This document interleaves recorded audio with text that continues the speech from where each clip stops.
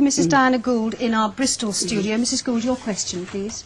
Mrs. Thatcher, why, when the Belgrano, the Argentinian battleship, was outside the exclusion zone and actually sailing away from the Falklands, why did you give the orders to sink it? But it was not sailing away from the Falklands. It was in an area which was a danger to our ships and to our people on them. Outside the exclusion zone. But it was in an area which we had warned.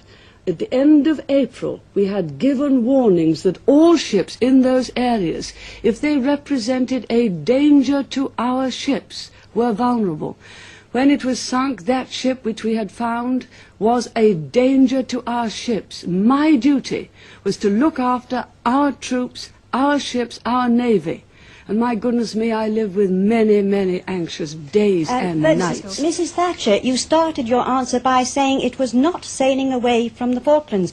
It was on a bearing of 280, and it was already west of the Falklands. So I'm sorry, but I cannot see how you can say it was not sailing away from the Falklands. When it was sunk. When it was sunk. It was a danger to our ships. No, but you have just said at the beginning of your answer that it was not sailing away from the Falklands. And I'm asking you to correct that statement. But it's within an area outside the exclusion zone, which I think what you are saying is sailing away. I think which way it was facing at the time. Danger to our ships. Mrs. Thatcher, I am saying that it was on a bearing 280, which is a bearing just north of west. It was already west of the Falklands, and therefore nobody with any imagination can put it sailing other than away from the Falklands. I'm sorry, I forgot your name. Mrs. Gould. Mrs. Gould.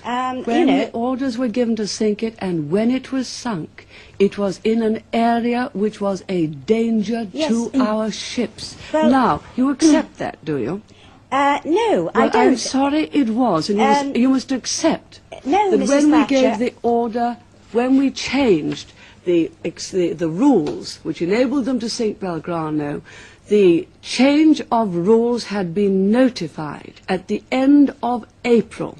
It was all published that any ships that were a danger to ours within a certain zone wider than the Falklands were likely to be sunk. And again I do say to you, my duty, and I'm very proud that we put it this way and adhered to it, was to protect the lives of the people in our ships and the enormous numbers of troops that we had down there waiting for landings.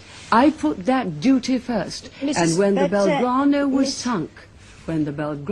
sunk, and I ask you to accept this, she was in a position which was a danger to our navy. Mrs. Gould, let me ask you this, Mrs. Gould. What motive are you seeking to attach to Mrs. Thatcher and her government in this? Is it inefficiency, lack of communication, or is it a desire for action, a desire for war? It is a desire for action and a lack of communications, because on giving those orders to sink the Belgrano, when it was actually sailing away from our fleet and away from the Falklands, was in effect sabotaging any possibility of any peace plan succeeding.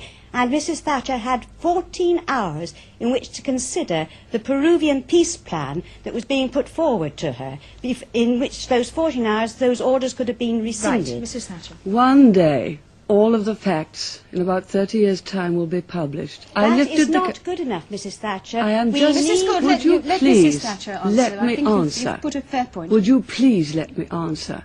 I lived with the responsibility for a very long time.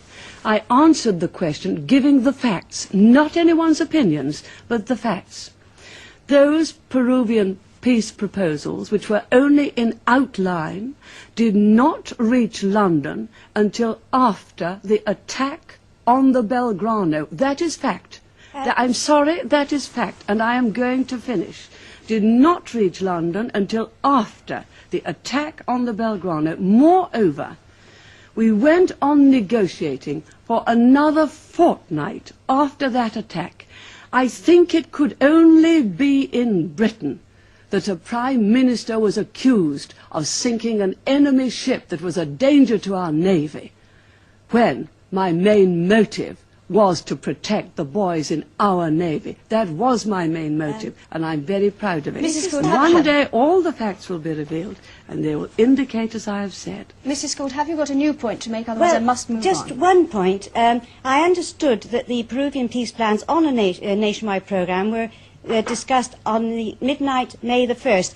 If that outline did not reach London for another Mrs. 14 Thatcher hours, has said it didn't. I think there must be something very seriously wrong with our communications, and we are living in a nuclear age when we're going to have minutes to make decisions, not hours. Let's I move have on. indicated what the facts are, and would you accept that I am in a position to know exactly when they reached London, exactly when the attack was made? But I repeat, the job of the Prime Minister is to protect the lives of our boys on our ships. Let's move And I'm on to proud discuss that's what I that did. nuclear age, Mrs. Thatcher, if we can, because we've got a lot of questions on defence, as you